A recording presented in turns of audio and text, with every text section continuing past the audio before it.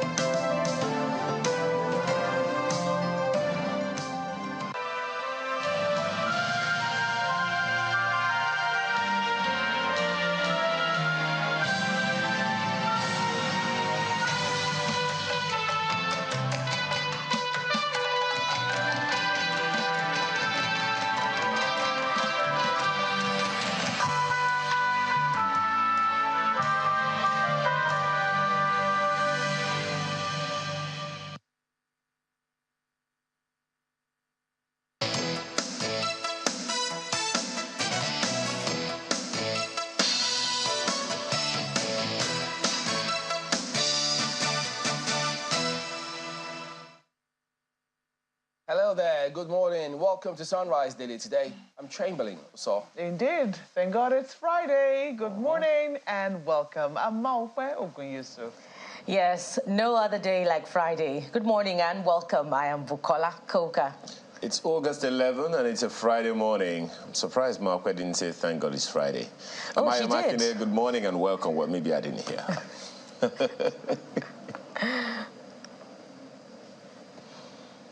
Yeah, go ahead. Since you heard that, so. Well, yeah, I just had this concern, Chamberlain, and I'm really happy for the progress that has been made, particularly in the southeast, of Nigeria. I'm very, very happy and very excited about it. For one reason, the economic opportunities, the economic capacity of Southeasterners, I mean, come on. Is there anyone who doesn't know what the Southeasterners can do, particularly economically, and how they train their young to be economically empowered and independent? So it's really very disturbing when you hear about the sit at home, such that even on News at 10 yesterday, the report that highlighted, the raid of the police on the hideout of some of these so-called IPOB agitators speaks volumes that even though the move is being made by federal agencies and state authorities, some of them still continue to be as daring as can be. So it is very cheering that not only are the governors speaking again, there are also calls from the House of Representatives for collaboration between the security agencies and the communities. I am very, very excited about that. One thing, however, that I would want very much to talk about for us to harp on would be how sustainable it is and how strong will the collaborations be. So on the one hand, the governors are speaking. On the one hand, the security agencies are performing their duties. On the one hand, the House of Representatives is making inroads one way or the other. I'm very, very particular about how the communities, the citizens, and the indigenes of the various states in the Southeast are taking all of this on board. How much confidence, how much trust do they have in the capacity of government at all levels to be able to secure them wherever they go out? It was just on Tuesday, according to that report, that some people still went out and still dared people to come out. And is it total? Is it final? Is that the end of it? Do people now have confidence in government that whatever we do, government is going to protect us? Or are they still going to fall into the wrong hands of people? One of the things that the governor of Imo State, who is also the chairman of the Southeast Governors Forum, said was that the enforcers of the sit at home should, and along with their sponsors, should be seen as no more or less than criminals, and they should not be seen as legitimate agitators. All of that is cheering, but please, how are we carrying people along to be sure that they actually trust that government will keep its word and ensure that their lives are not vulnerable or at risk whenever they go out, simply because government says, we're safe now? That's my question, guys. Well, well, you started on a good note, and I'm going to pick up from that point where you say at least the progress that we're beginning to see is cheery to note, particularly with the intervention that is being provided by some of the governors.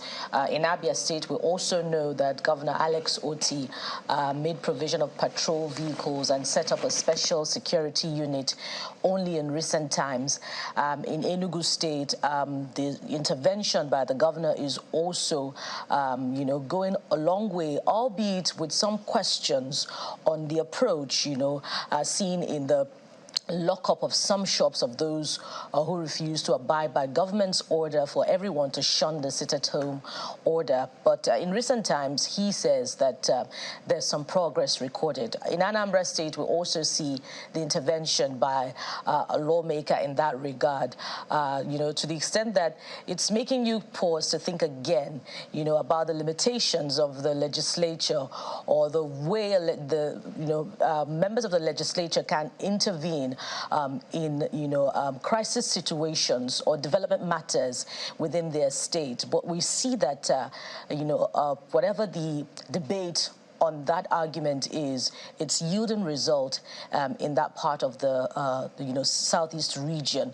So what now remains to be seen, besides the collaboration between security agents and people of the communities in the southeast, is collaboration amongst the executives themselves. It could go a long way when there's unity of purpose between and amongst the governors in the southeast. Regional development can help in a number of areas, in infrastructure development, but also very critically in security. There's a lot that we can achieve if we're united. So perhaps there should be more meetings in that regard besides the request for federal government intervention. What can they come up with? This is the time where their creativity will be tasked in the area of security. Malpe and Chamberlain.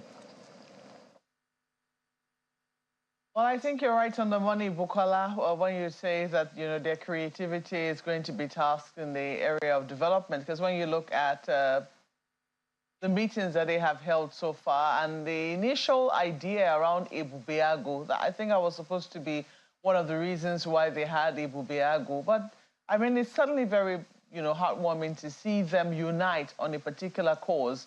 The fact that the entire Southeast region is now sick and tired of the sit-at-home arrangement. So it will be interesting to see what the next few days have to hold. We've heard Governor Hope Uzodimma brief on behalf of the governors. Don't also forget that this is beyond governors. I mean, they've invited everybody, stakeholders, from all walks of life. They had a meeting here in Abuja sometime, was it in June or July, where it didn't matter what party they belonged to.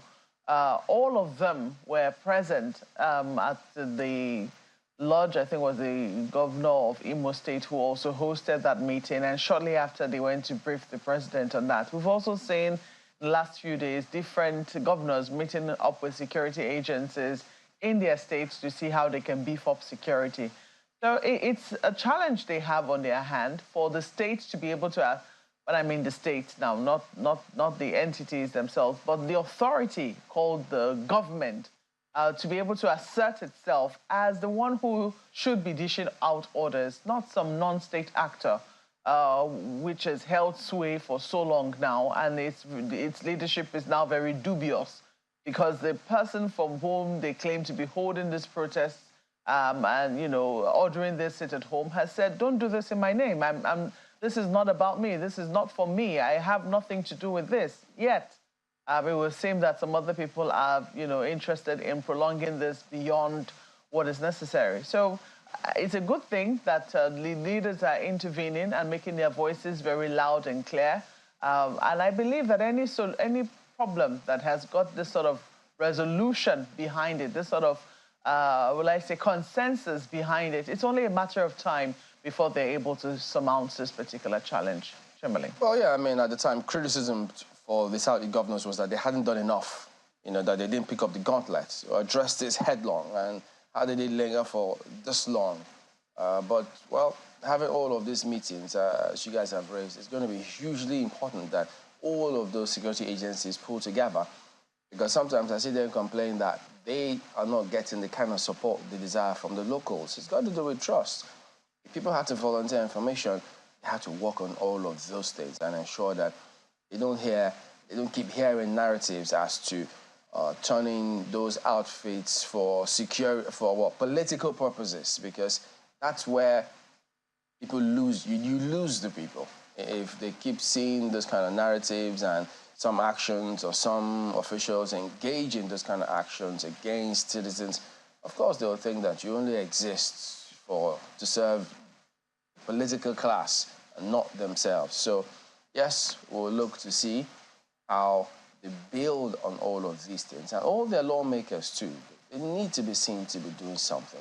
A few of them sprinkling seem to be out doing something really, as I think we'll have one of them here, Senator Ba, on the show at some point. So they all need to ensure that they ramp up their own activities in whatever way possible to ensure that this is done. And then if we can meet up with that, the policing UN recommendation of 1 to 400 citizens, then, which a certain IGP did say will have a challenge. So all of those contribute, because at the time, some of them said, yes, we want to go to work, but nobody's there to protect us, and these hoodlums keep attacking us, then our hands are tied.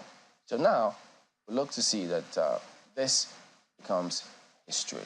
So that is also reflected in some of the dailies, by the way, which we'll take you through now.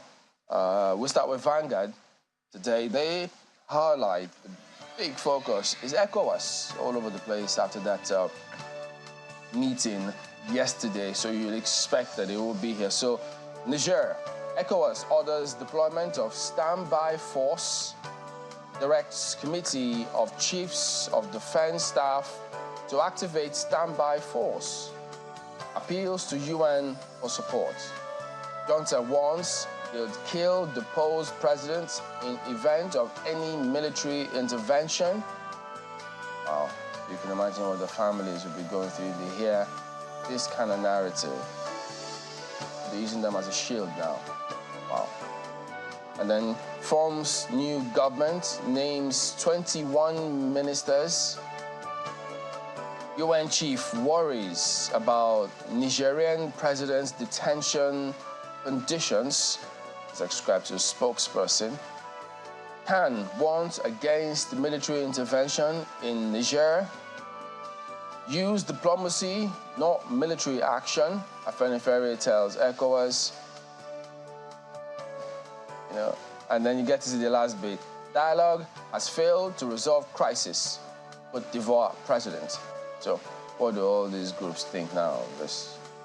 Yeah. sometimes you hear, I mean, yeah, it's good that people weigh in on this, but yeah, we keep wondering that if they look at this and ask themselves, okay, well, you say this, but the president said all options are on the table.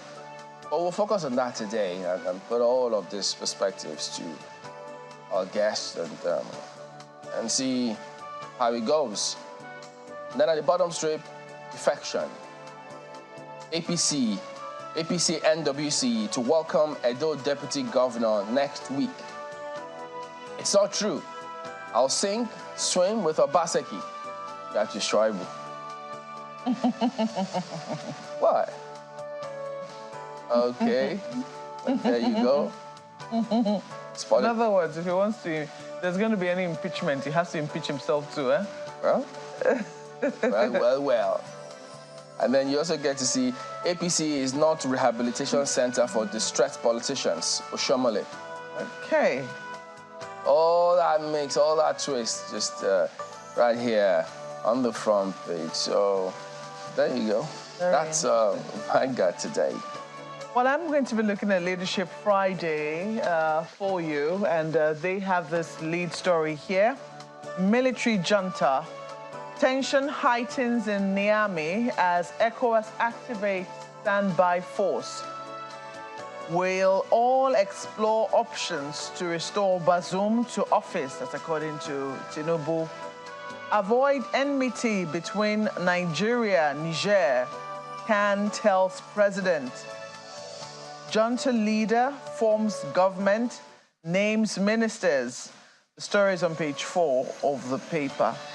This avoid enmity between Nigeria and Niger is very interesting because you have to then ask, well, is ECOWAS doing what the people of Niger want? Because sometimes, the people and the government are used, interchangeably. You have to now ask, is this what the people of Niger want? Do the people of Niger want a coup in their country? If they do not want a coup, how do you support them to restore democracy in their country? And several other people need to know, this is not between Nigeria and Niger. It's ECOWAS. It is not. So they should stop saying it is between Nigeria and Niger. Nigeria happens to cheer, because the Côte d'Ivoire president said the same. It's not Nigeria and Niger, so let's not look at it that way. Yeah, so but the truth of the matter is, if there will be any, we certainly hope that there will be no military intervention, but, considering just how Niger borders Nigeria, we will certainly be bearing a huge responsibility, and then also the role we play in ECOWAS. So this is not us having 3 or 2 countries between us and the country they're dealing with. This is us being next-door neighbors. In fact, we have a long-standing history. So there's also that part to look at. It's a very tricky and a very delicate situation that Nigeria has found itself.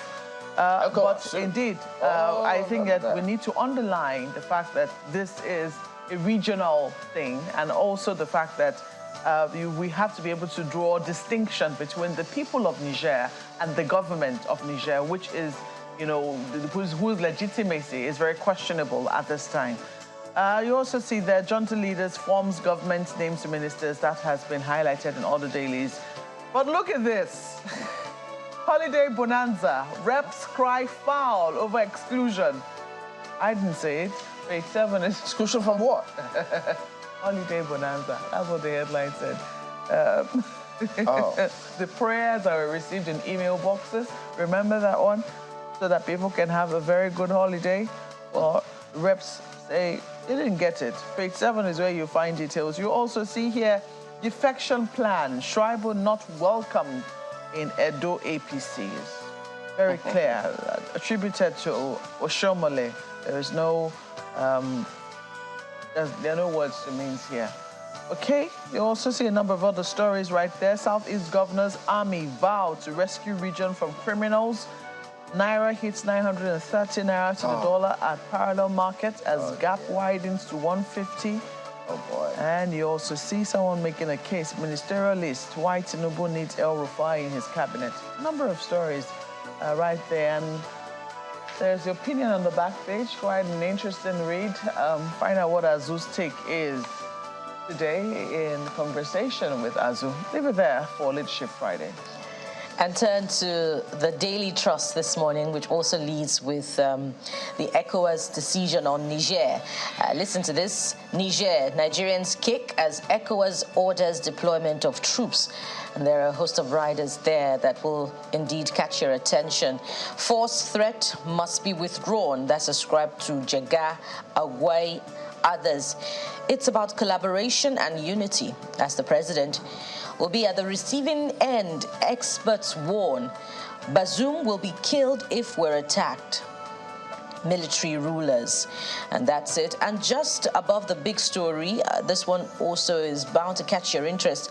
Niger owes Nigeria 4 billion naira for power supply. That's ascribed to the NERC.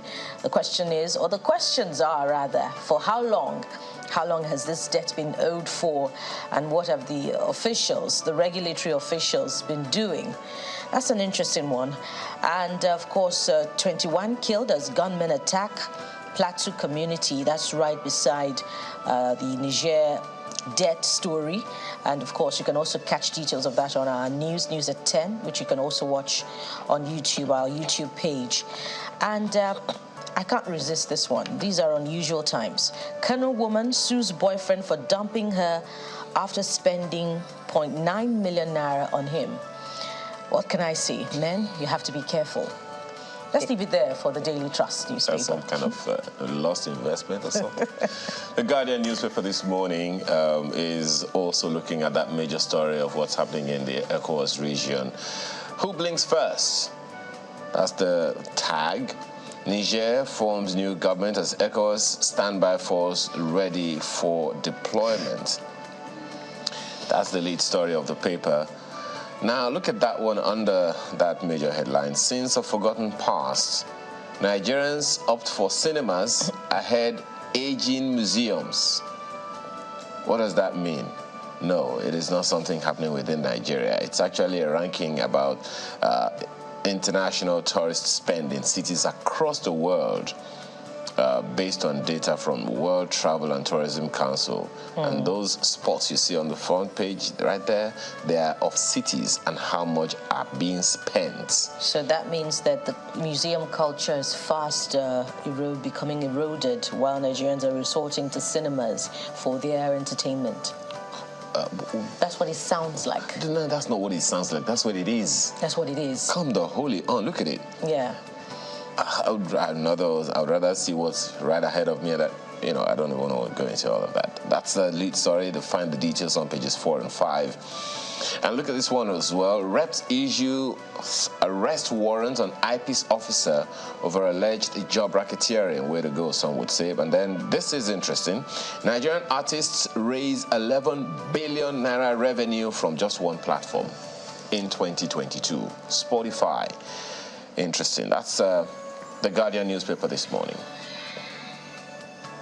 All right, on to New Telegraph. Niger dilemma. ECOWAS activates standby force. All options on table, including use of force, says Tinubu. Urges AU, UN to endorse body's position. Dialogue has failed. Cote d'Ivoire president, as junta defies ECOWAS, names transitional cabinet. And then you see Agwai, Jaga, 11 other eminent Nigerians warn Tinubu against use of force. Say, Niger, very dear, brotherly, supportive neighbor. You see. And then family of Bazoum there, reading that story, said they will kill him if ECOWAS attacks. There you go. It's just a lot to unpack, which we'll try and see how that plays out today. Southeast governors to security. Deal with perpetrators of insecurity. Killings, kidnapping in the region will end soon. Army, as NSCDC laments locals' non-cooperation. Bandits kill 21 in fresh Plateau attacks. So we got all of that here this morning.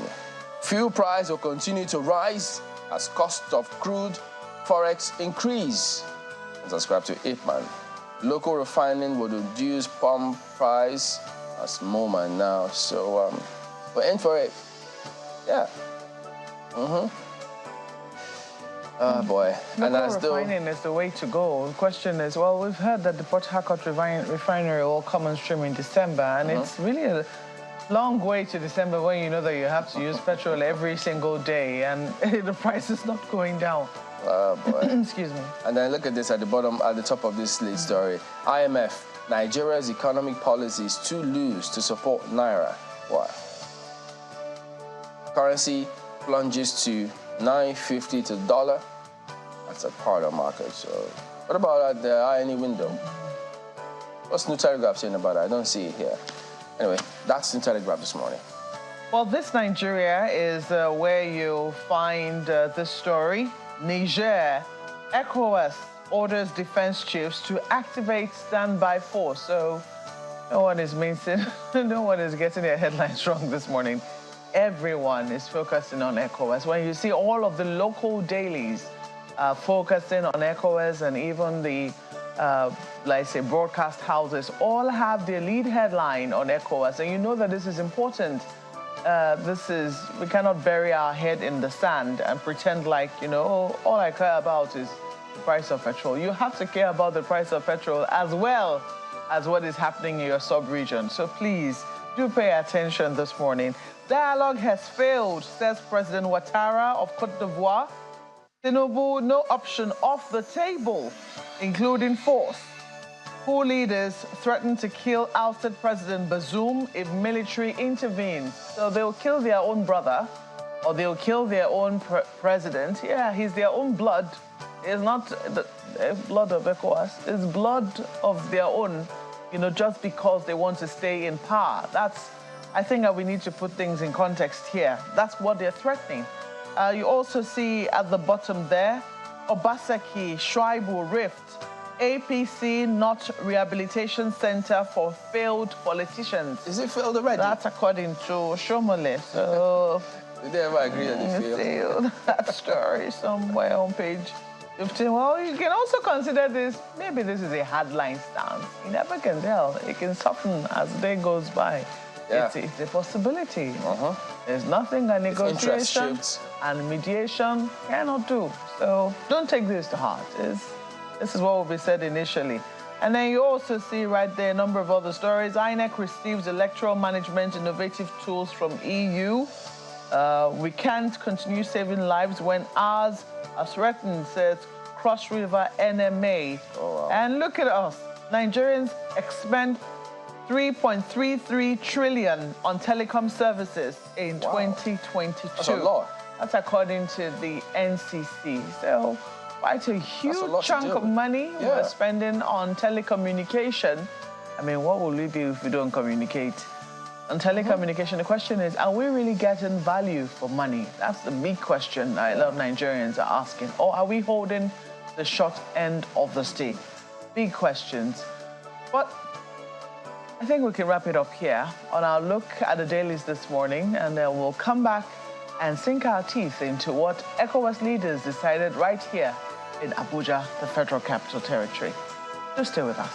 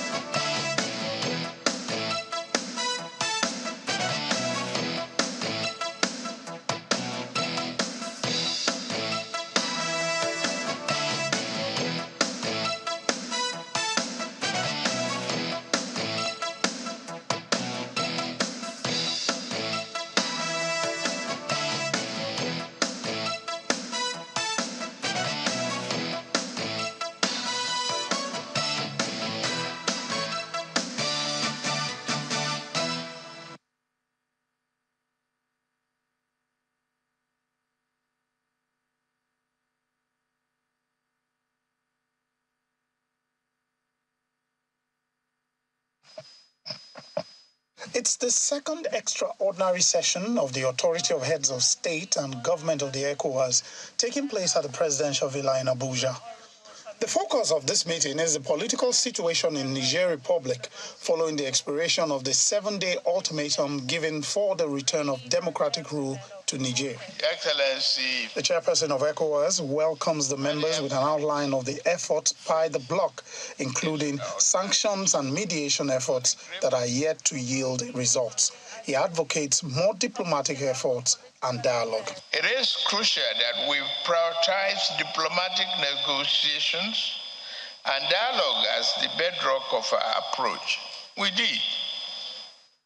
And we still look to engage the party involved, including the coup leaders, in honest discussion to convince them to relinquish power as suggested. The body then goes into a closed-door session to review the developments since its last meeting. We have reaffirmed our commitment. Hours later, the doors are thrown open and the chairperson gives his closing remarks. He reiterates that all options will be considered in ensuring a peaceful resolution of the situation in Niger. No option is taken off the table, including the use of force as a last resort. If we don't do it, no one else will do it for us. It is then time for the reading of the communique.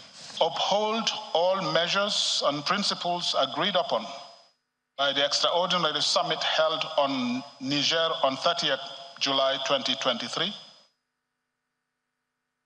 Underscore the determination of the Ecowas Authority to keep all options on the table for the peaceful resolution of the crisis.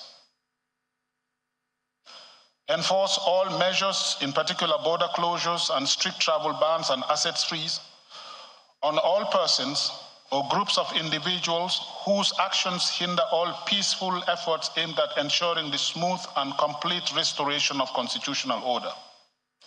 Direct the Committee of the Chief of Defense Staff to activate the ECOWAS standby force with all its elements immediately.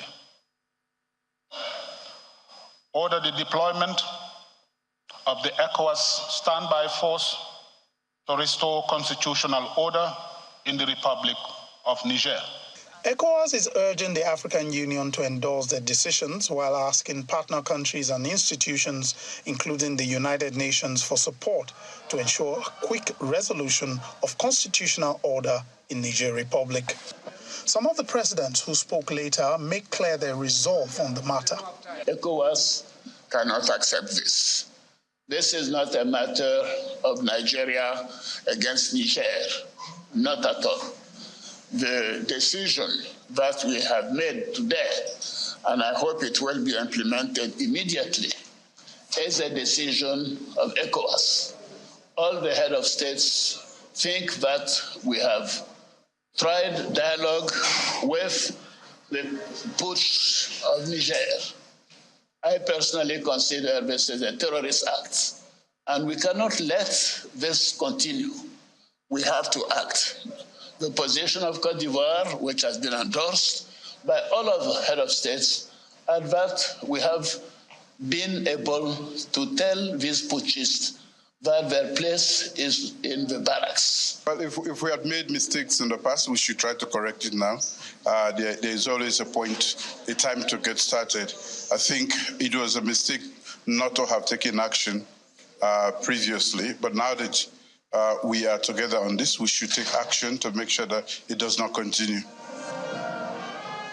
It's the end of the second extraordinary session on the political situation in the Republic of Niger, and it's now time to see if this set of resolutions will bring the much-needed stability and the return of democracy to that country.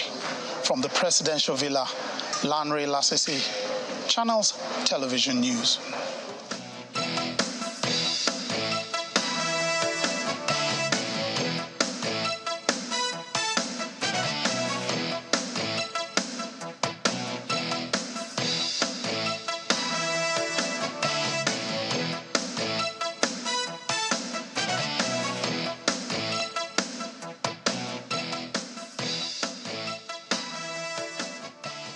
Welcome back. Well, yes, that is what we'll be talking about this morning. And we do have Ambassador Abdel Fattah Musa, who is the Ecowas Commissioner for Political Affairs, Peace and Security. So all of that falls on his purview. Good morning. Thank you for coming on today. Good morning. Well, what a time that we're in ECOWAS, in West Africa and Africa by extension. But when that report, after that meeting, when the communique was read, several persons, diplomats who we spoke to, were a little confused. They didn't understand what decision ECOWAS had taken. So when they heard activate standby force, they thought, whoa, they're going to attack right away? And then in one breath, they had all options still on the table. And then we hear the president of Côte d'Ivoire say, in fact, this is a terrorist act. And Sierra Leone, it's a mistake we made in the past. So, wow, we even thought that the president of Nigeria's stance was hard, but those other presidents, it's a lot harder than many people thought. So could you talk to us about people were right, of course. I mean, the headline to say, it had said activate standby force. So right now, what should be the key message for lots of people who may still be confused as to what direction ECOWAS is taking on this matter? No, thank you. Thank you very much for having me. You know what? In conflict resolution, ECOWAS has an array of tools, right? Right from mediation all the way to enforcement, military action. Okay, and all these options, as President Tinubu of the Federal Republic of Nigeria said, are on the table. And what you are saying is right. Many of the heads of state were enraged by the intransigence of the military, CNSP, the junta in Niger, rebuffing, two high-level missions deployed to the country by the authority. That was the diplomatic channel. And they wouldn't even listen to them, right? And if you remember, the chiefs of defense staff of ECOWAS have been planning the military option as the last resort if diplomacy fails. So what was decided yesterday should not confuse anybody at all. What the heads of state are saying is that there is still time for the junta in Niger to pull back from the brink.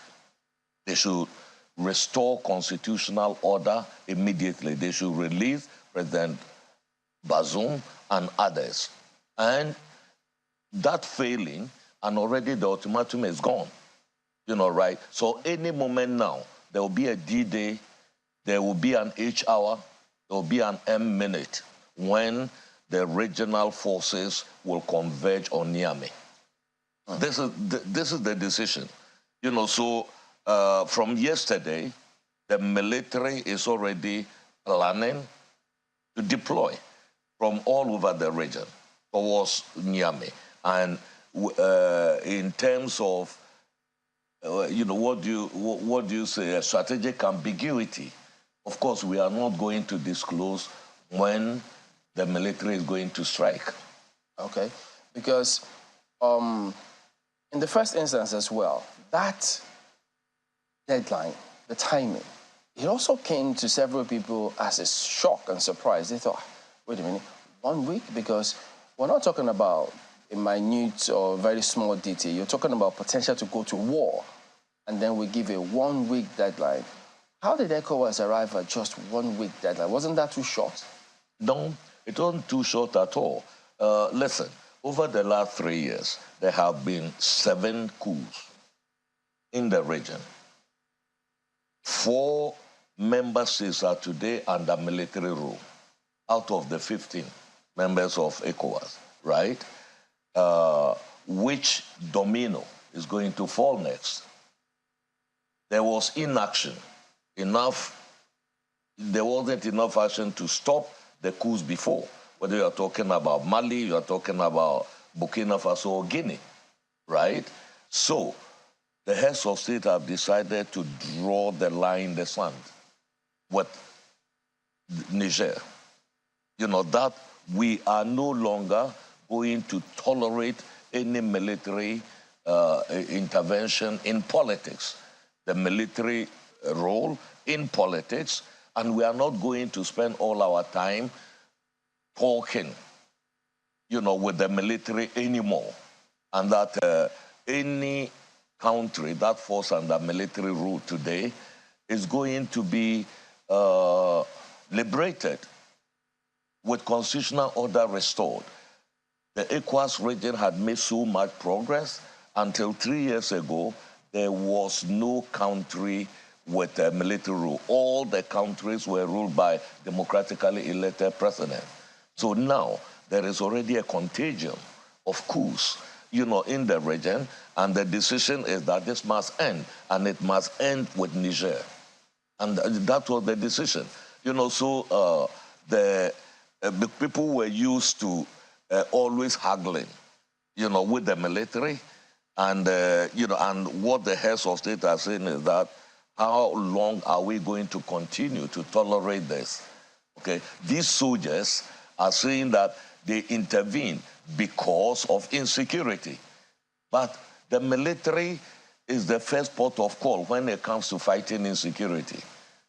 So if they have failed in their primary responsibility, and then they are putting the blame on the civilian rulers, this cannot, be acceptable. So that is a false argument. And so the Ecowas of state have said, yes, we are going in. And like you said, this is not Nigeria versus Niger. This is a regional matter.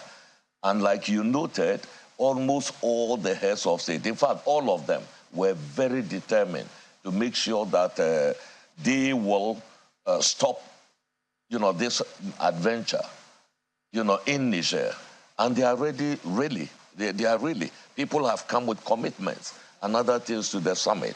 And if they don't pull back, that the military, General Chiani and his people, then there will be an attack in the country. That's imminent. This hasn't come without strong criticism of ECOWAS's decisions, because people have said that you cannot just take this decision in isolation of what ECOWAS has done in the past, and how it has also handled certain happenings within the sub-region.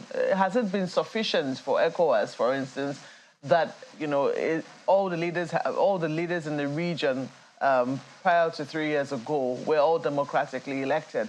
Did it matter to them what sort of democracy was happening in those countries? Because people believe, pundits believe, that the reason why we've seen a sudden onslaught of coups in different African, or more specifically West African countries, is because there's been no attention paid to the sort of democracy that has been happening in those countries.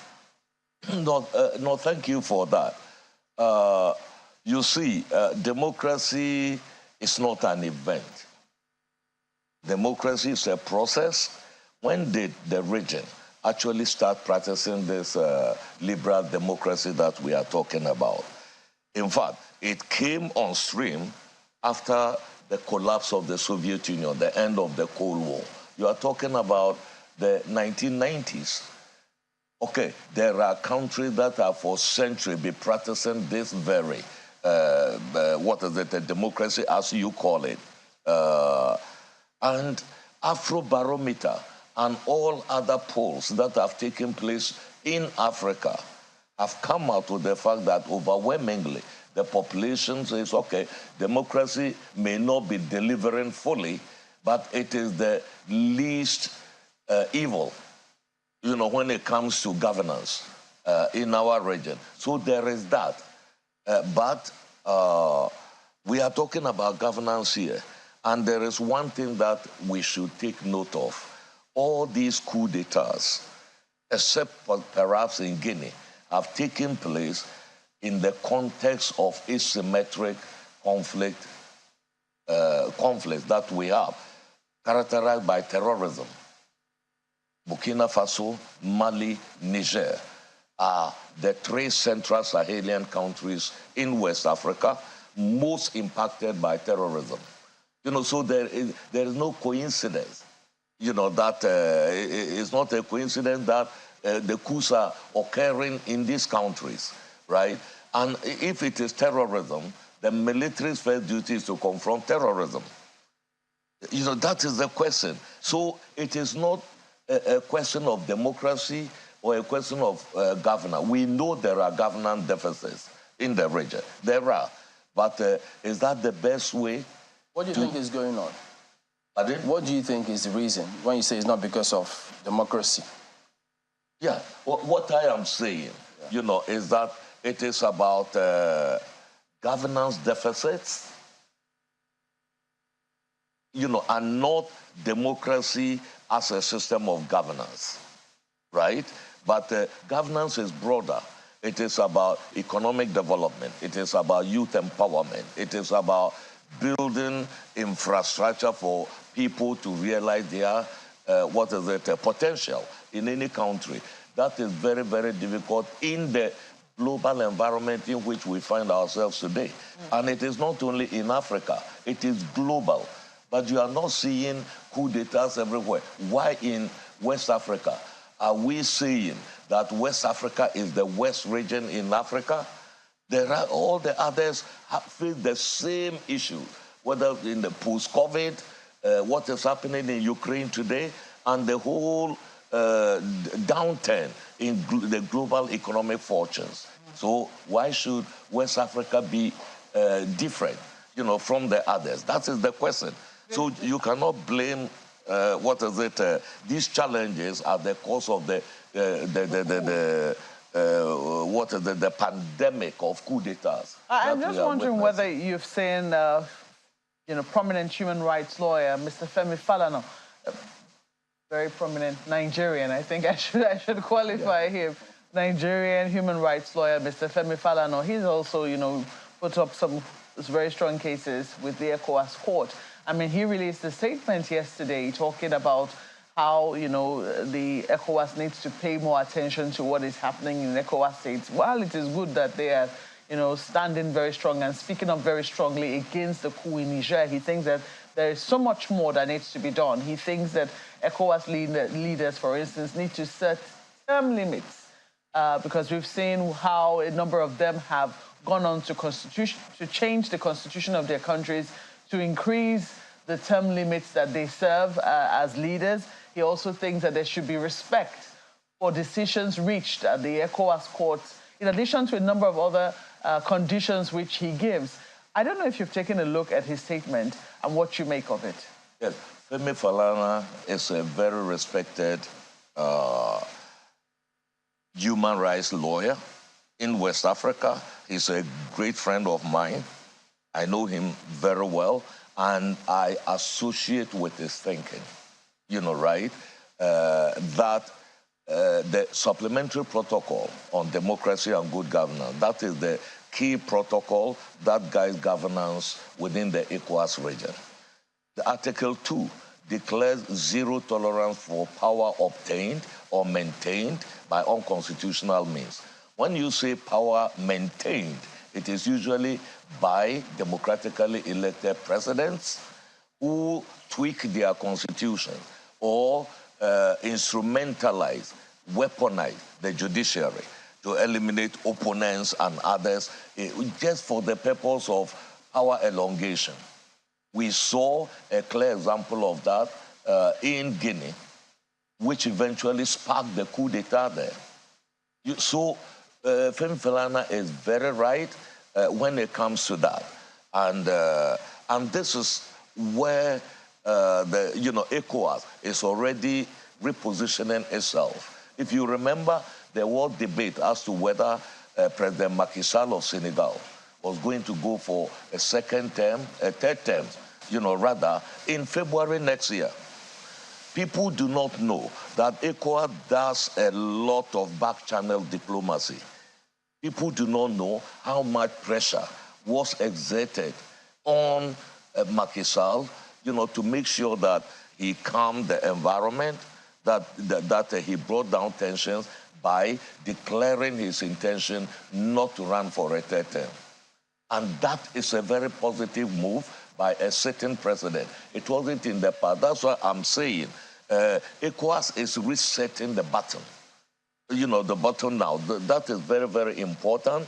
And unfortunately, the ECOWAS Community Court, there are no enforcement mechanisms.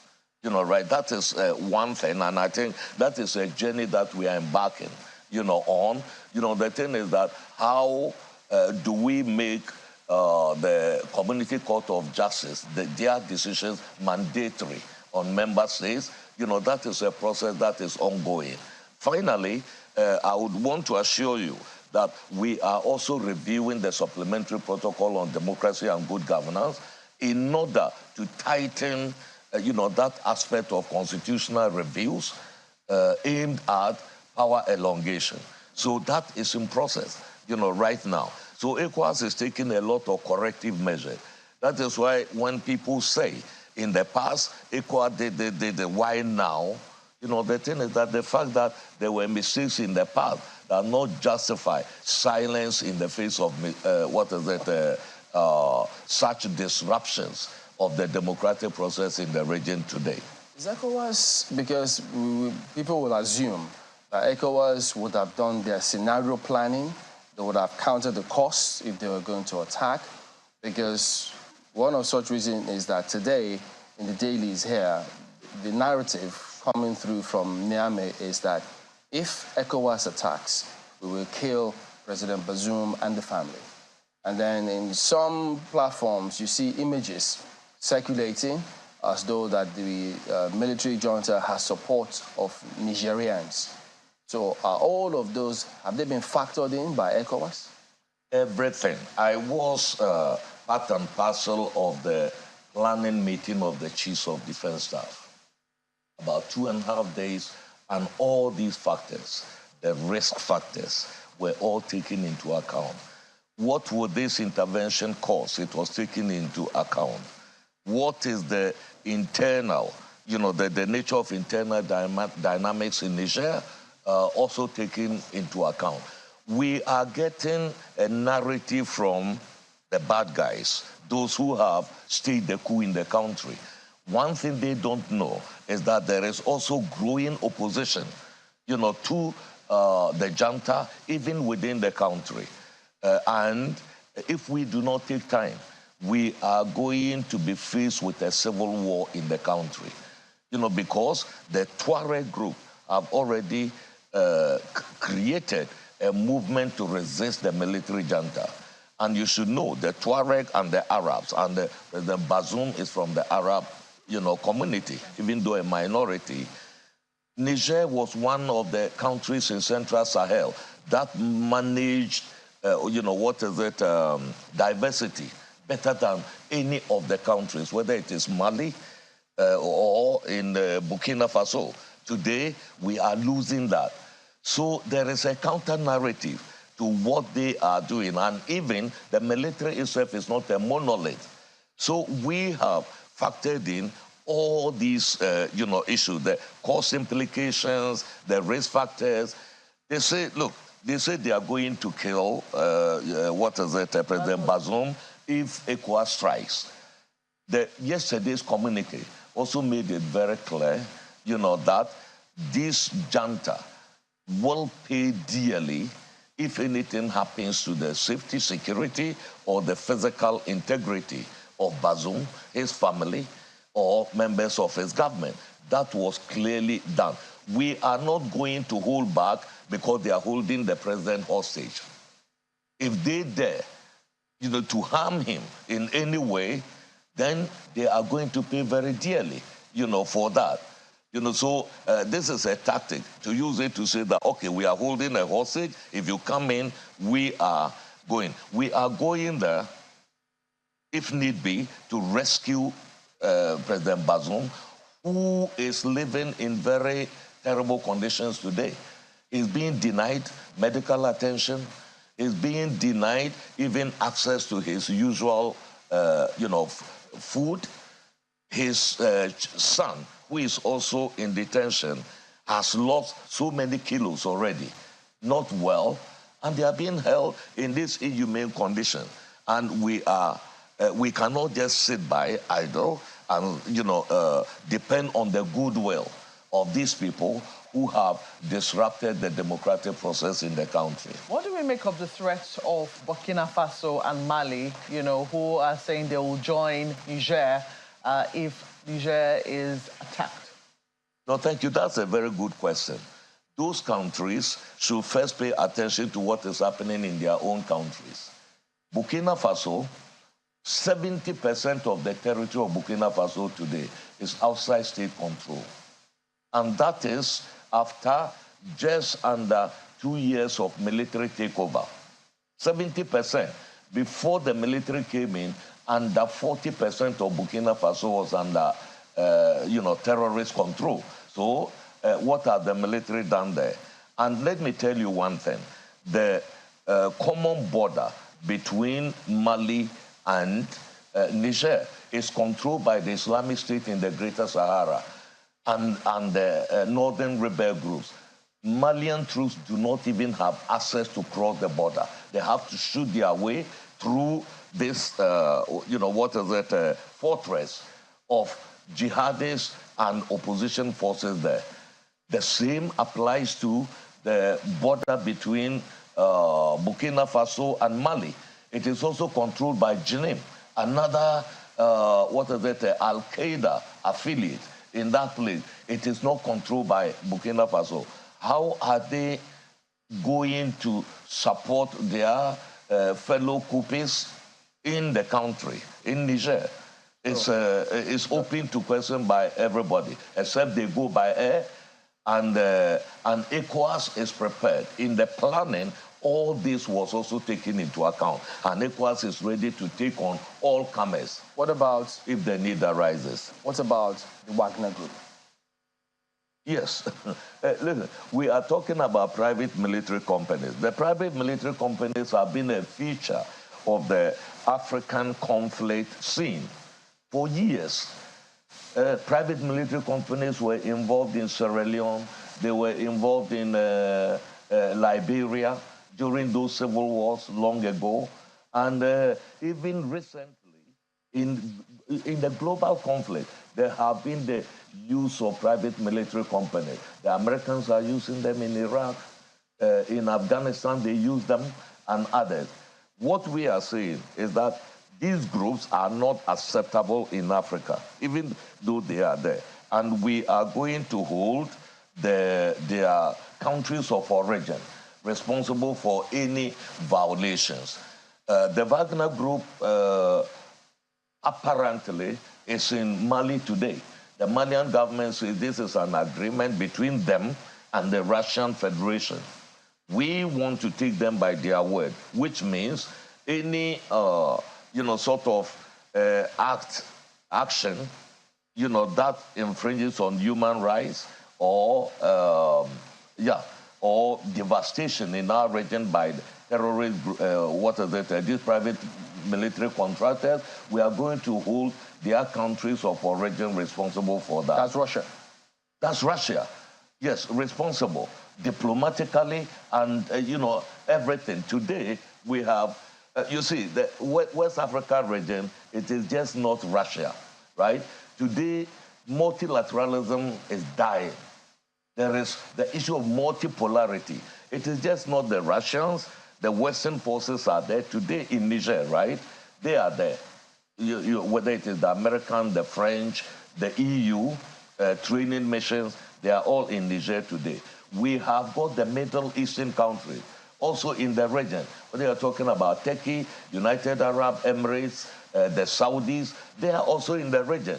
And then the Russians and then the Chinese.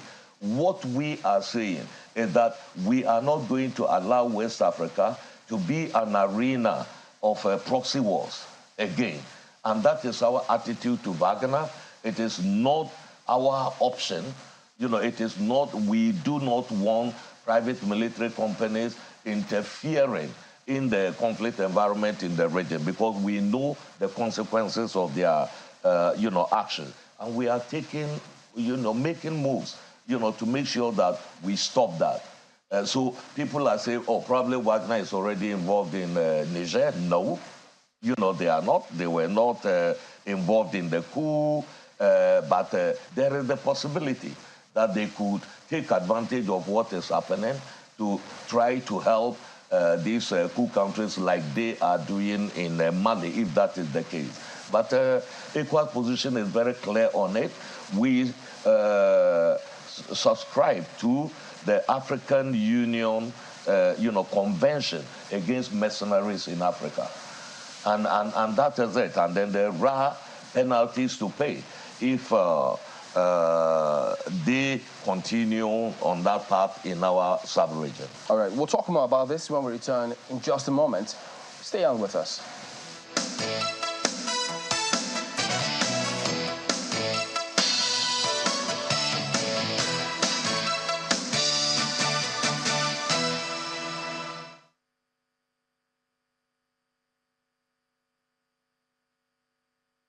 Discover Lipton's flavorful and balanced taste. We pick fine quality tea leaves from selected tea gardens around the world to give you Lipton Yellow Label's flavorful and balanced taste in every sip. We are passionate about two things in Nigeria. The first is football. The second is our rice. And nobody celebrates like a Nigerian. So, for every goal scored, every mark made, you can be sure to always come back home to rice. Celebrate with Nigerian Premium Big Bowl Rice, homegrown just like you. Big Bowl Rice, tasty rice, nourished you. Hi. Now, let me tell you about Safari Valley Eco Resort, the first of its kind in West Africa. Upon your arrival, you are introduced to your butler, who plans your itinerary. We were surrounded by wildlife from the moment we entered the eco park. So many activities, all in the same premises. Visit the gym or the stables. They have it all. At my break, I'm able to practice my putting. We also went fishing on a man-made canal. Our tour guides taught us so much about the wildlife and how to interact with them. They used only electric vehicles here. This creates a serene environment. I'm told it's over 1,000 acres. My cabin here sits on 2 acres with a large terrace space overlooking my private swimming pool. Now this is royalty. They have their own farms, thousands of fruit trees. I can also have my lunch here at the waterfall. Quite a beautiful place you have here. Visit Safari Valley Eco Resort in Ghana, bringing you closer to nature. Hi, I'm Pato Rankin, and they don't call me World Best for no reason. I only deal with the best. Be it auto or business, 100% claim is always guaranteed.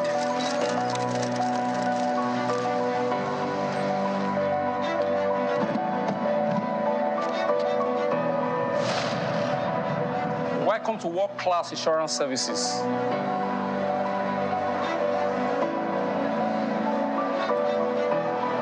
We are Anchor Insurance. Where insurance truly works.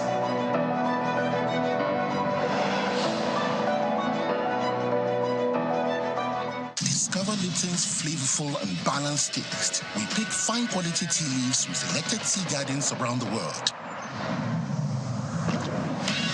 to give you Lipton Yellow Label's flavorful and balanced taste in every sip.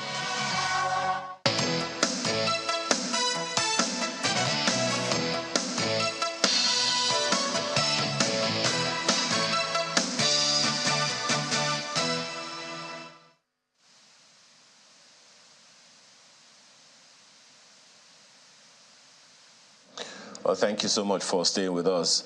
Well, Ambassador, let me ask you, one of my colleagues, I think it was Mark, who asked you about, the fact that the Nigerians, one way or the other, had their take on the takeover, and the military takeover in Niger. The question is, how is the ECOWAS itself, the various countries, taking that on board, particularly in line with the fact that there are other neighboring countries with Niger at this time who may be affected should there be any kind of intervention that is militant? Yes. Thank you for that. Yes, in our planning, we have taken all those factors on board. If you remember, Ambassador Bagana Kingibe was actually sent to countries like Algeria and Libya, which itself is in turmoil anyway, to try to explain the ECOWAS position on Niger. We have also been engaging. Yesterday's summit, we had the president of Burundi also taking part. He is currently the the chair of the African Union Peace and Security Council. And then we also had Mauritania. Also, the president, Ghazouani, was also invited to the summit yesterday. And all of them, particularly President Ghazouani, understood the position of ECOWAS and declared his full support for the exercise. So ECOWAS is also reaching out to partners, to regional, forces and all that. When it comes to Niger itself, look, we can mobilize people into the street with incentives and other things. And today, the junta controls the political space when it comes to Niamey and other places. And don't forget, Niger is far bigger territorially than Nigeria. A very huge expanse, desert and then others. And it is the country with the least urbanization. People are scattered all over the light territory of Niger and all that. But within the political circle, we should also understand that all the opposition figures in the country, the political figures, including Hama Amadou, including Mahaman Usman, who came second in the last elections in the country, they all condemned the coup, but stopped short of supporting the ECOWAS plans to intervene. They even called for ECOWAS to lift the sanctions against them because ordinary people were suffering. But you see, we have to understand that you cannot make an omelette without breaking egg. There will be consequences for any military intervention. But this is what the junta wants, so that we look at all the obstacles and say, oh, let's stay back. We are not going to do it. We are not going to fall to their blackmail, and then we are going to go in. And like I was saying earlier on, there are forces in the country that are also planning a resistance already. Well, Ambassador, how about, those other nations? We also get reports that some of those other countries who are under military rule in, West Africa, I mean, look at the fact that on the one side and on the other side of Niger, there are countries that are right now, at this very second, being governed by, military forces. And we hear some of them saying, look, we're going to partner with you in the event of whatever the situation is. Is that something that the ECOWAS is also taking into consideration, seeing that they are also West Africans? Absolutely. Yesterday, the communique that came out of the summit also warned those countries about their responsibility under the ECOWAS instruments, the protocols and all that. And a warning was sent out to them. And what I would also say is that those countries themselves face enormous challenges. The peace agreement in Mali today is in tatters. The territory of Burkina Faso is almost completely occupied by non-state actors and others. So where are the reserves? Where are the resources that they have to go and then help another country? And, by the way, they are facing 11 other countries in the region.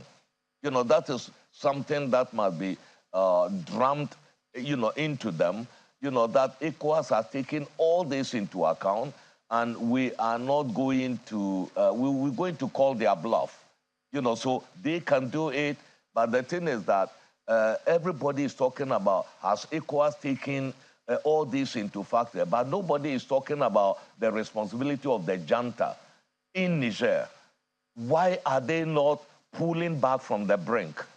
When they know that they are putting their citizens' lives in danger, they are putting the whole country in trouble, and they are clinging on, you know, and they are not programmed to rule. The military is not programmed to rule. Their primary responsibility is the territorial integrity of the country, to preserve it. And they are failing in that by losing to the terrorist, you know, fight. And, you know, incidentally, like I said before, Niger is rather the more successful country among the Central Sahelian countries. Niger is part of the a multinational joint task force, where Nigeria is also a member, Chad is a member, and Cameroon is a member. They are also a member of the G5 Sahel, you know, joint force. And they are the better performing member states when it comes to Central Sahel, or what we call the Litako Gourma, you know, bloc of the three countries, Mali, Burkina Faso, and Niger.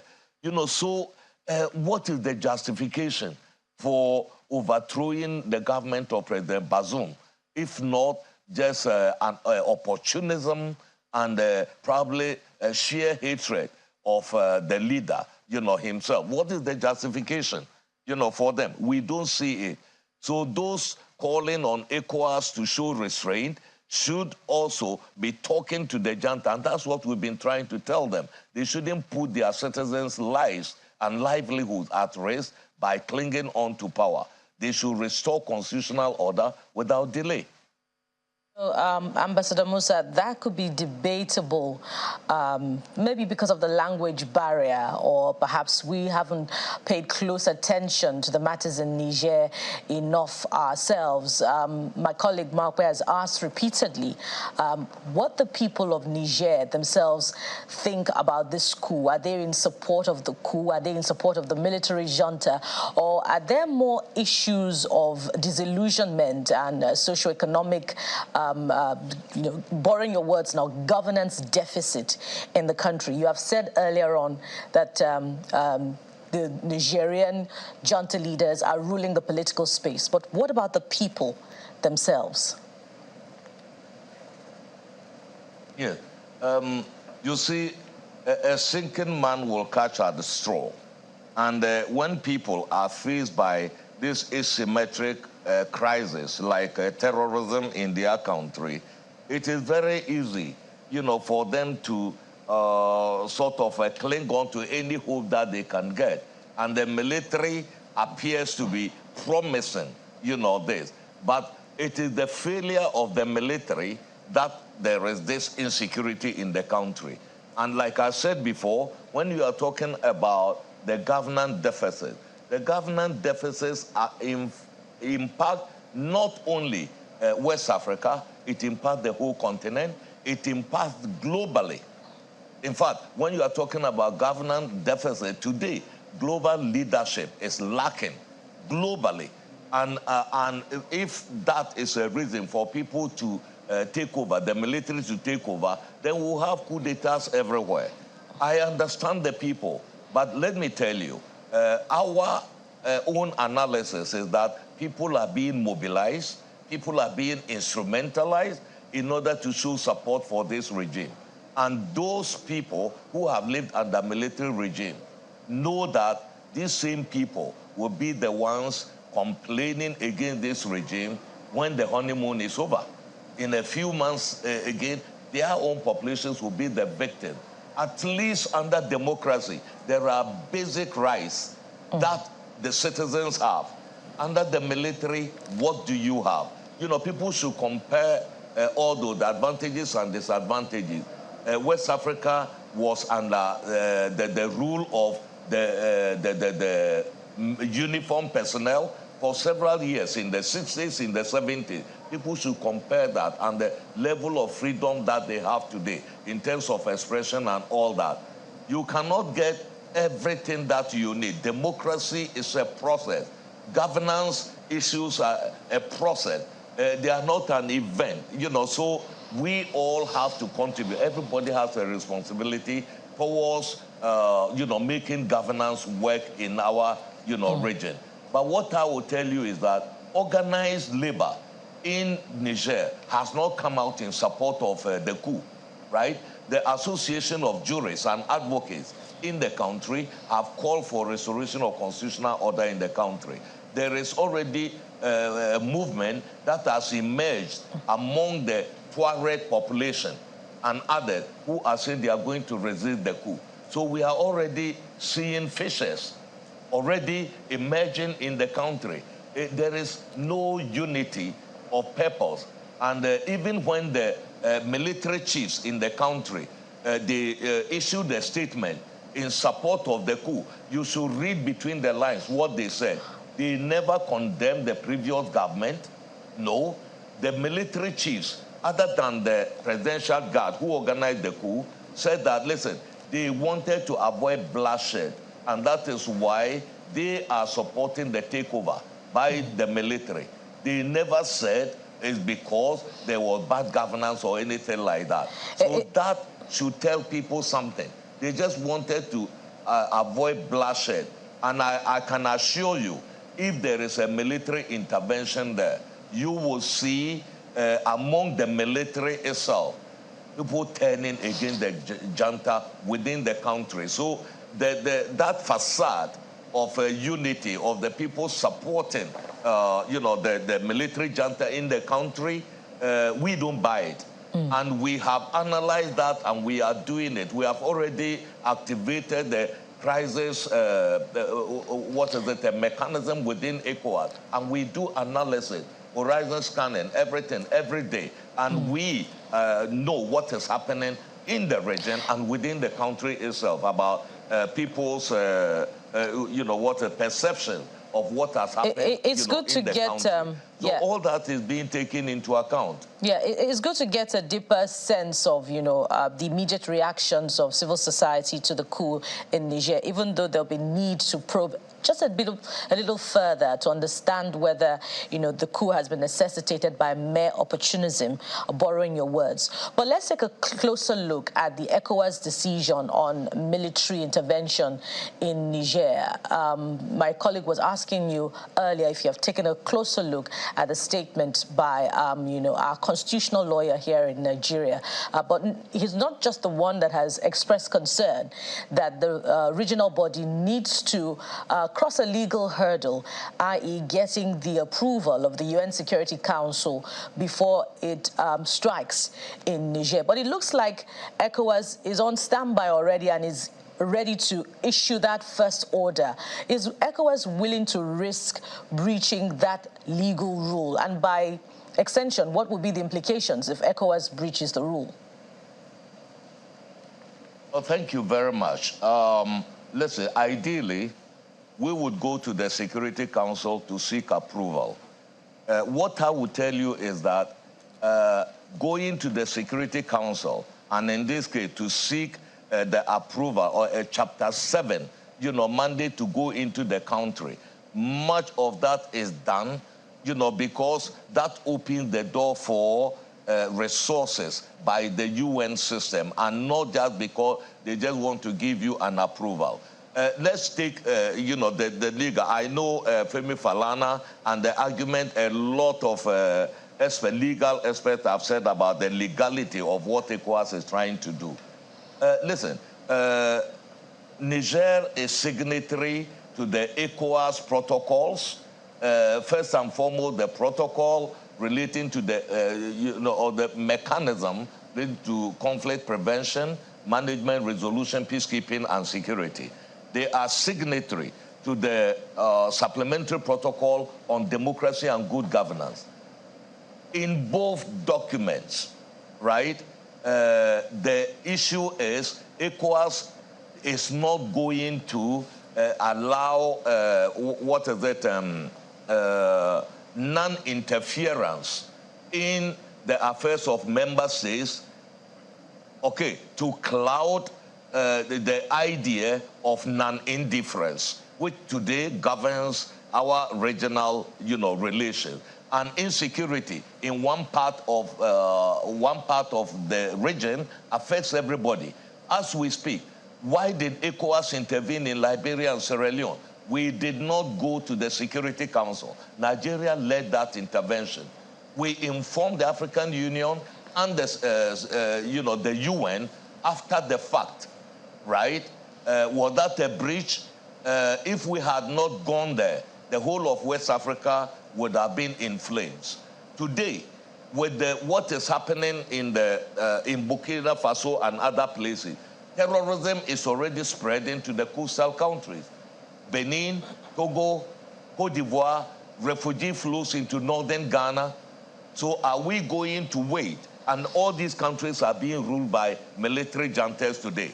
And the whole region is being affected. You know, so once you sign up to regional protocols, you cede part of your your territorial integrity, or whatever you call it, to the collective good. And this is the legal basis for ECOWAS. That is one. Number two, if you have read carefully, the President Bazoum, even while in detention, has called for support to liberate him because he is in a hostage condition today. He has called. He is the legal authority in the country, and he has called for help, to support him. That is also part of the legal basis. So the thing is, there have been so many interventions in the world by collectives. NATO have been, invading many countries. There was no Security Council mandate. So you cannot flout collective agreements and then think that because we need to go to the Security Council. And today, with the Security Council divided, there is no way. We are talking about a world in a multipolarity mode. You go to the Security Council, everything there is disagreement. The UN Ambassador has condemned the coup. The UN has condemned the coup and has supported ECOWAS moves. Ambassador, and for us, that moral support is already great. On Monday, the African Union is going, the Peace and Security Council is going to meet, and we anticipate endorsement of ECOWAS action in Niger as well. That speaks to the, pardon me. Sort of endorsement should ECOWAS seek when globally the vast majority of humanity is supporting the position of ECOWAS today? Yeah. Other than but still, those who have got an agenda. It speaks to the complexity of relations, between member states in the regional body and in the, a big one, the United Nations at the international level. But let's speak to also the forces, within Niger itself. Not a little concern has been expressed by,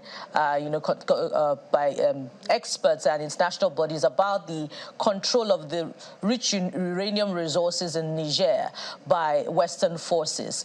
And, the question is, can, the West African countries themselves, at the heart of this decision to intervene militarily, can they match up to what's being offered by the Western forces in Niger? Because they themselves are beholden to these Western forces, i.e. Russia and China, in one way or the other, either through military aid or some other loans and investments, and the like. So can they match up to the interests, the Western forces in control of the resources in Niger, or even prevail on them, to stem the tide of this coup by these junta leaders? Okay, regarding uranium that you just mentioned, I think there is a lot of misinformation regarding it. It is true, France, which controls much of the uranium in the country, depends on nuclear power for 70% of its power generation in the country. But let me also tell you that they only depend on that nuclear energy in France sources only 17% of uranium for its power from Niger. In fact, much of their resources come from countries like Kazakhstan, which is by far a bigger producer of uranium. So we need to get these factors, right. Generally speaking, in terms of contractual agreement between our countries and the Western world, or whether the Eastern world, China and then others. It behoves on our member states to make sure that all these agreements are to the benefit of the country. And, and that we must have the capacity also to add value to our raw materials instead of just selling them.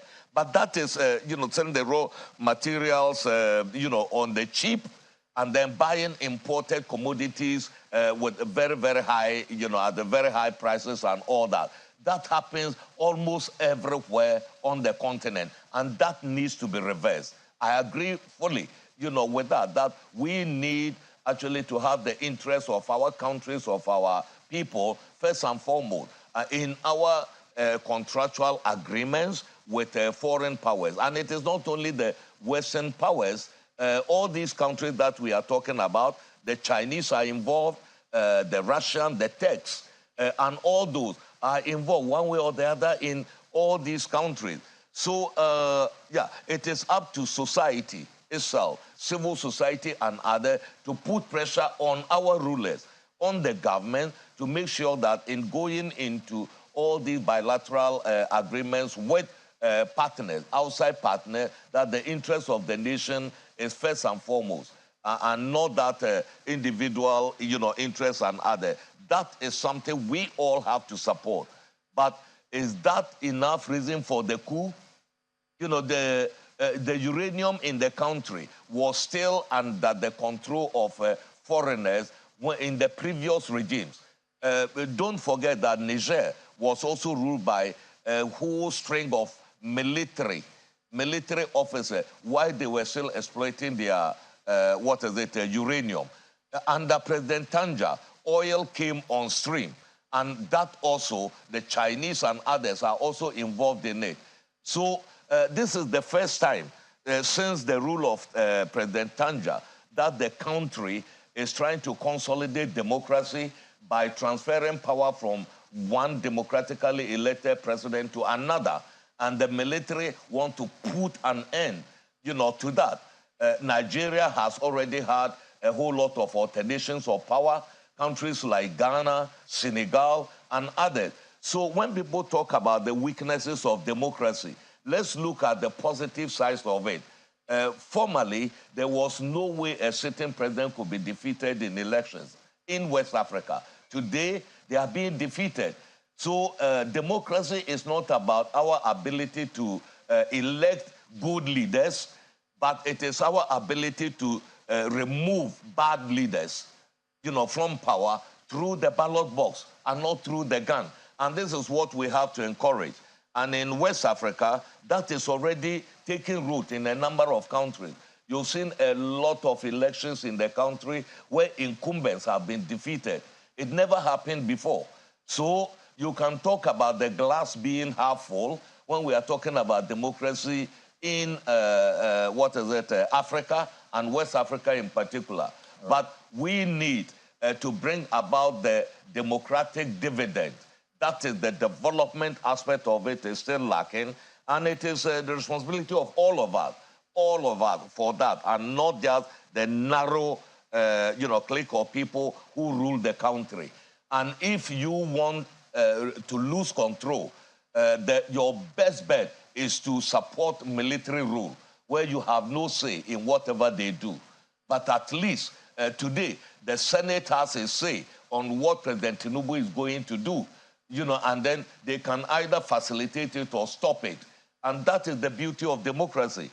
So however the flaws of it, it is still better, than the rule by the military. And that is what I think we have to build on and then, try to consolidate, instead of the reversal that we are seeing on the continent today. All right, just one more thing before we go. In your opening comments, you did say that the feedback you were getting is that the sanctions were working. Why didn't ECOWAS wait for it to maybe a little longer for the sanctions to kick in properly? So maybe this junta might have said, okay, the people may put pressure on the junta and ask them to go. Why didn't that happen? Yes. Look, this is what I am, saying. Yes, power cuts in Niger, rice. The price of rice has shot up maybe about 4 times in the country. The country is virtually in darkness today. Air travel in and out of the country, no more. There is a lot of pressure, and there are targeted sanctions also on them. What ECOWAS is trying to do is to sort of minimize the suffering of the people under these sanctions by making allowances for the supply of materials that will alleviate the humanitarian consequences of the sanctions that we've done. There are things like medicine, food, and then others. But these military people can live through the, sanctions because they are not suffering from the, sanctions directly in terms of everyday living because they have got access, right, to, resources. Today, they themselves cannot sort of source funding from the whether BCAO banks, that is the UEMOA banks in the country. So that is going to work. We are waiting. Like I told you, we are getting ready to strike militarily, but it is up to them. In fact, the ball is in the court of the junta. They have to pull back, and then we can put an end to all this. We cannot wait forever, for them. Guinea, Mali, Burkina Faso are currently under sanctions. They are under sanctions, but the military have been there, some of them for the past 2 years. So they do not care about the suffering of the people. And ECOWAS is also not going to wait forever for sanctions to have an impact. If they have the interest of their people at heart, this is the time to pull back from the brink. All right, Ambassador Abdul Fattah Musa, ECOWAS Commissioner for Political Affairs, Peace and Security, thank you very much indeed for your time here today. Thank you. It's a pleasure for having me. All right, we will be back in just a moment. Stay on with us.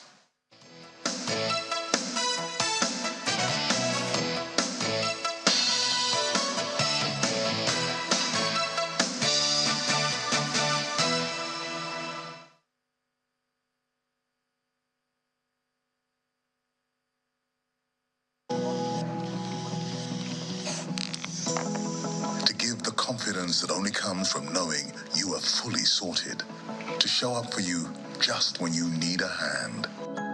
And when retirement comes with all its worries and storms, to ensure we will stand by you and give you the coverage that you deserve. Make the perfect choice. Choose PAL Pensions today. PAL Pensions, your pal for life.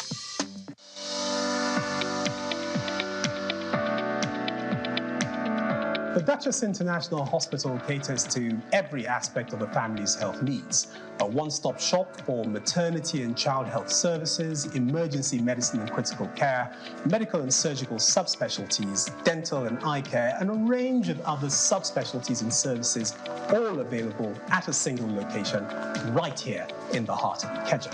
And it really doesn't matter if you're paying out of pocket using your HMO or private insurance. We focus completely on providing that world-class affordable healthcare for all the family at all times.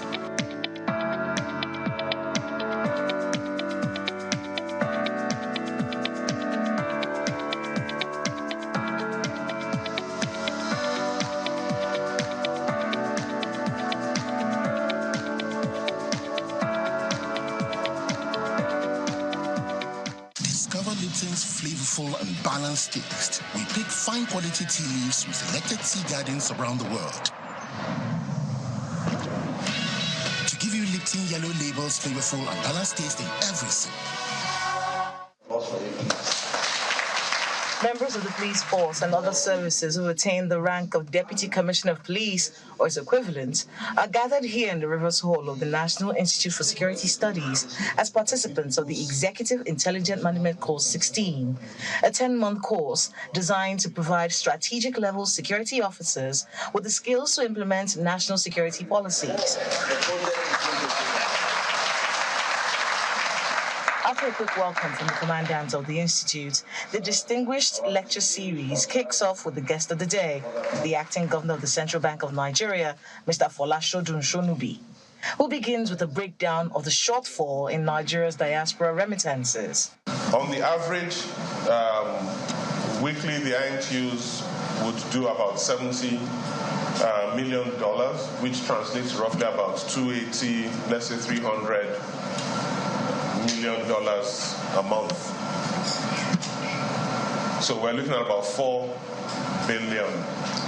But when you read the literature, it says we have $16.7 billion remittances to Nigeria, and I'm looking at 2022 figures. So where's the rest?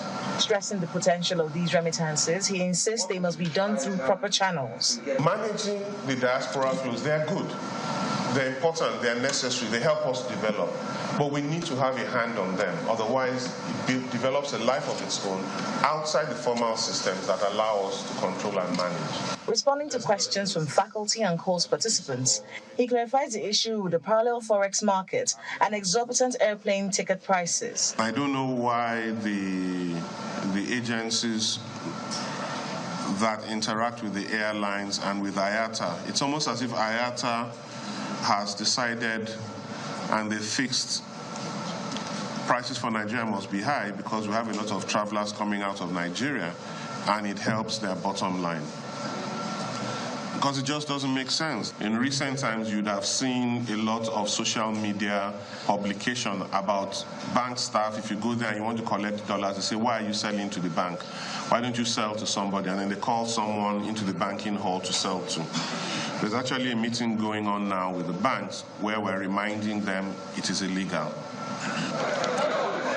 As the different syndicates pose for pictures with their distinguished guests at today's lecture, it's important to note some of the things that have been said at the lecture today. Diaspora remittances can ensure economic growth, but those remittances have to go through the formal structures in place, and the acting CBN governor has promised that the bottlenecks stopping Nigerians from exploring those formal structures will be addressed in the nearest possible time. From the National Institute of Security Studies in Buhari, Abuja, Kayla Magwa, Channels Television News.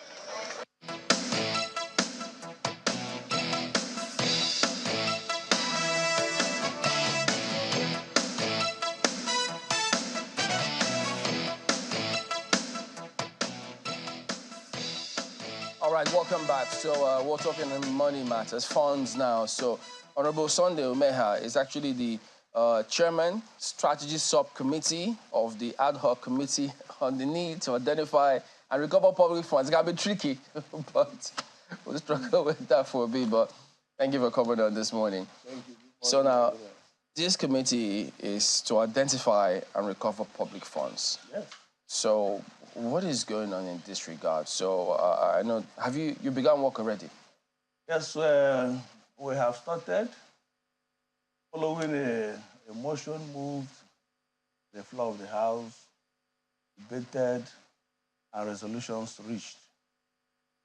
The members of the House of Representatives, after the adoption and resolution, the Speaker, in his wisdom, thought it wise to set up an ad hoc committee on the need to identify and recover public funds seized, forfeited, and are abandoned in financial institutions and other government agencies. To use same to help cushion the current challenges we are facing in our nation. So the chairman of the committee is the Right Honorable Munachi Alozie. On the constitution of the committee, we began work. At the moment, we have written to several institutions. We have sent out letters to the FCC, to ICPC, to NFIU, and to CBN. We also sent letters to other commercial banks and other institutions that falls within the purview of the mandate of the committee. And on Monday, 14th of August, 2023, we'll be expecting to have an attendance at the public hearing members or representatives of ICPC, EFCC, CBN, NFI. So does the committee get the sense that some of these public funds that have been recovered has not been properly utilized or diverted, and as such you want to correct it? Yes. The motion followed several complaints backed up by evidence that some of these recovered funds are still lying, are still in possession of these institutions. Ordinarily by law, these monies are supposed to be paid upon recovery into the relevant government accounts. So following that outcry, and in the exercise of our constitutional functions as enshrined in Section 62, 88, and 89, we decided to embark on a fact-finding to find out why most of these funds that have been realized, either from the proceeds from these forfeited assets or seized funds, have not been duly deposited into the relevant government coffers.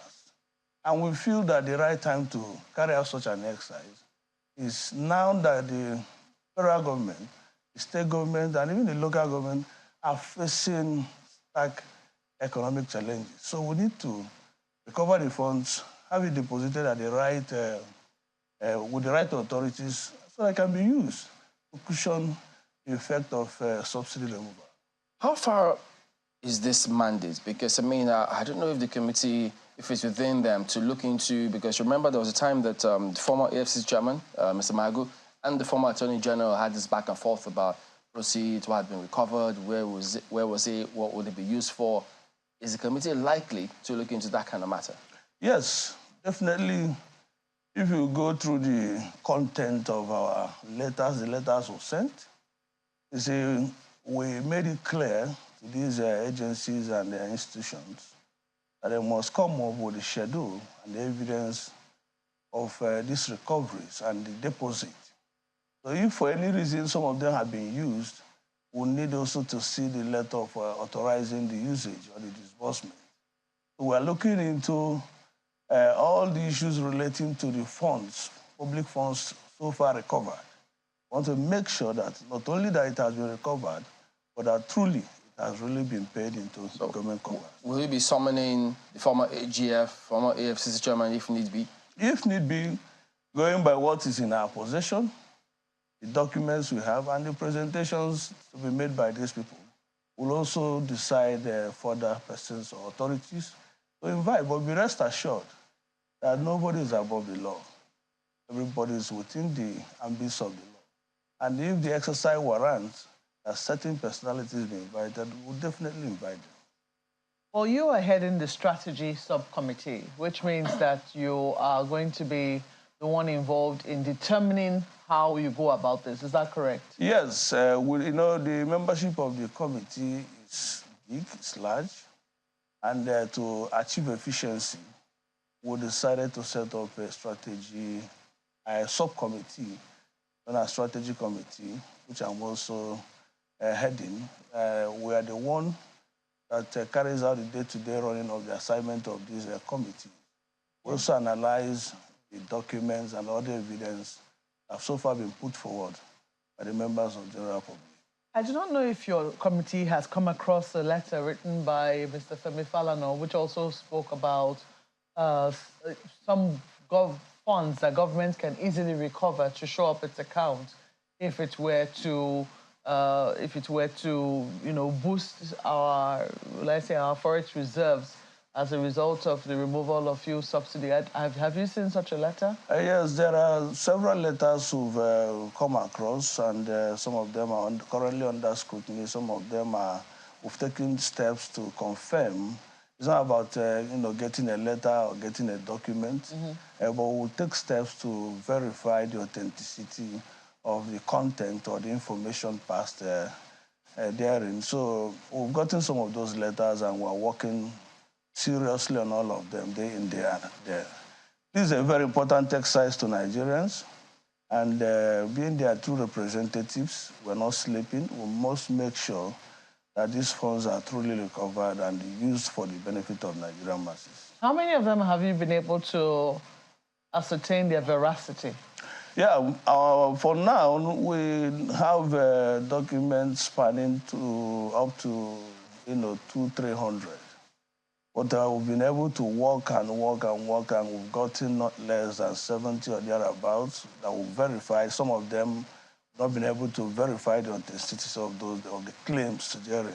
And being a monetary issue, before you accuse anybody or before you go after anybody, you must make sure that what you're saying is true. You have core evidence of the assertions therein. So we've really done a lot. At the public hearing, you'll be hearing more about the extent we have gone in this constitutional obligation.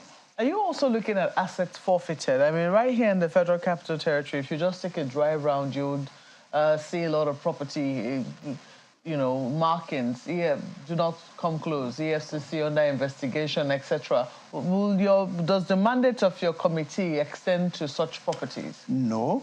The mandate of our committee is simple. We're looking at the proceeds so far generated from the assets forfeited. The ones they have forfeited. Yes, they are forfeited. There's finality, either by law or by the operations of the Act, or there's a final pronouncement of the highest court. So if there's any matter pending in court, it's not within our jurisdiction. And what we're interested is the funds, public funds, realized already from those assets forfeited.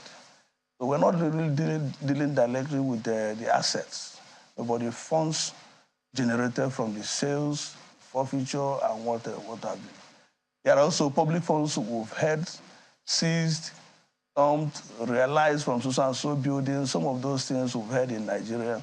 This is the time to verify the authenticity, the usage, and the whereabouts of those funds. Yes. It'll be interesting that the ECOE funds fall under it as well. Of course, of course. Okay. So is there a chance that at the end of the day, the National Assembly or your committee might recommend certain laws be amended if you find that there are loopholes in all of these things? Yes, so well. Already, because before we write to any institution, including the commercial banks, we look at the enabling laws. You see, for example, when we were writing to NFIU, we look at their laws to see whether by their mandate, whether by the law setting of the body they are authorized to seize assets and to have those assets forfeited. But what we've been able to see is that in certain laws, you will not find out straightforward provisions authorizing them to do so. But reliably, we've come across guidelines made by the body or the institution empowering them to do so. So at the end of the day, we look at all those things because you cannot exercise a power not constitutionally or statutorily donated to you. So at the end of the day, definitely there will be a fallout from the exercise that will require constitutional, or not, even if it's not constitutional amendment, but the amendment of the Parent Act. All right, let's go to Lagos. Yes, thank you, Chamberlain. Honorable Mayor, I wonder what the length of time that your mandate covers, in the search and ascertaining of these looted funds, particularly because in the last couple of years, the sacked EFCC chairman has said that the commission has recovered different sums of funds. Even the former EFCC chairman also spoke to the recovery of looted funds. So what is the time frame that your mandate is covering? And could you provide us perhaps an estimate of the sum of looted funds that you're looking at, over this period of time? All right, our mandate, starts from where to identify public funds seized, forfeited, and abandoned in financial institutions and other government agencies from 2013 to date. So that's the extent to which the exercise will cover. So anything outside the ambit of this time is not within our mandate. So that is the simple truth. And at the moment, we don't have the total amount involved. We are still collecting. We are still also getting more documents. So at this point in time, I may not be able to tell you exactly the amount involved. Can you also say, from the information at your disposal now, whether some of the funds announced to have been recovered within this time frame have been properly and, in exact sums remitted to the Federation account? Yes, exactly. That is part of our mandate to investigate, to find out whether these sums that have been recovered, all over the news we've heard about some of them, whether truly they've been deposited into the Federation account or upon commencement or coming into effect of Proceeds of Crimes Act, OCA, whether these monies have been also deposited to the relevant account maintained by the Central Bank of Nigeria. And that's why we are calling for evidence of lodgement, statement of account. If it has been used, authorization for such usages. So there are a lot of issues involved, and we are taking them one after the other. Will your committee be calling on any former minister or former head of an agency? It was November of last year. The former Minister of Justice and Attorney General, Abubakar Malami, was revealing to pressmen that the Nigerian government had recovered up to $1 billion looted funds since 2015, not since 2013. So in the light of this information and the responsibilities that political office holders have held over the past 8 to 10 years, that your committee is looking at, would you be calling on any of these former government officials? Yes, just like I said before now, we have no restrictions or limitations as to the extent of the persons who can invite or the institution or the authority. What will determine the extent to which we can go in our invitation will be borne out by the facts, the evidence, and documents before us. Also take note of the fact that by the time these institutions will make their presentations, and from the documents already in our possession, we will also determine persons that will be directly involve or invite further for clarifications. Okay. So if the need warrant, if the situation arises, definitely we'll call whoever that is involved. In the event that any of them, for instance, because your government is just taking your seat, you've barely settled, and the revenue challenge of the federal government is not unknown to many Nigerians. And over the past 8 to 10 years, which your committee has sphere over, a number of people have held offices. So in the event that any of them says, based on information that you get, that they're unavailable, does your committee have any power of enforcement or compulsion for them to come out? Well, the powers that inures to the National Assembly or to the House of Representatives by virtue of the constitutional provisions also inures on the committee. Those powers exercisable by the House is also available or donated to the committee. Remember that whatever we are doing is pursuant to Section 62 of the 1999 Constitution.